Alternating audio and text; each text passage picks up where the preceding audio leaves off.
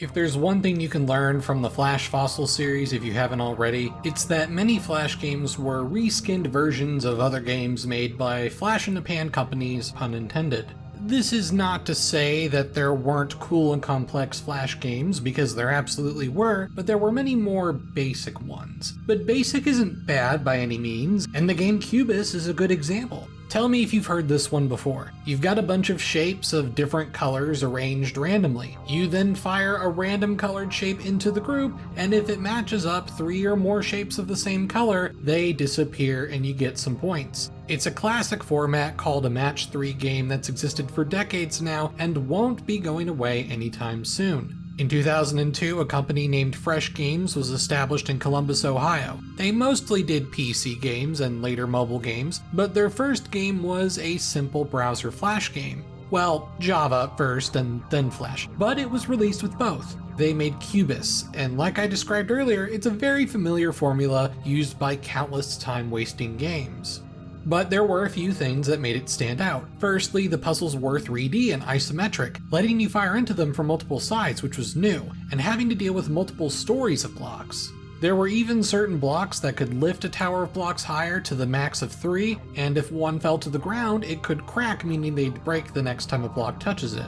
Then there were cool special blocks like the ooze blocks that can change the color of a block. This allows for a much greater variety of levels and is a wonderful variation to the formula. But honestly, my favorite thing about Cubis is the sound effects. Some of these sounds have lived rent-free in my head since childhood. Just listen to them.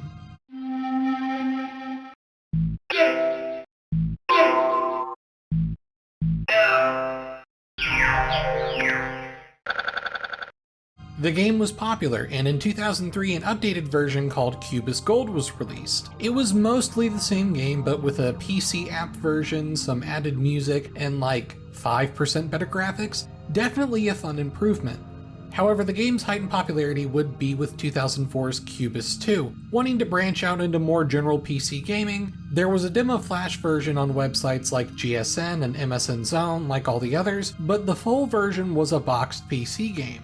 Being honest, I didn't like this one as much as the first one. Instead of a Mesoamerican ruins aesthetic, it was now the bottom of the ocean, which usually isn't my thing. The sounds were also different and never hit me the same way the original did.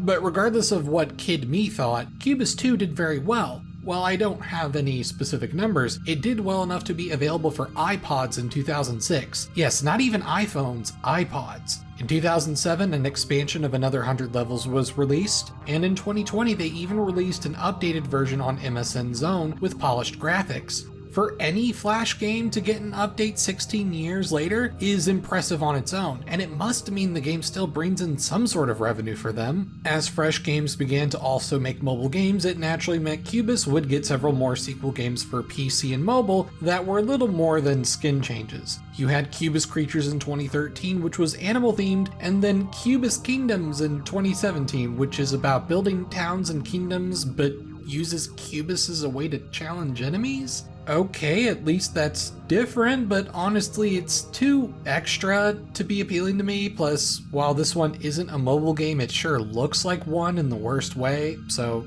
sorry.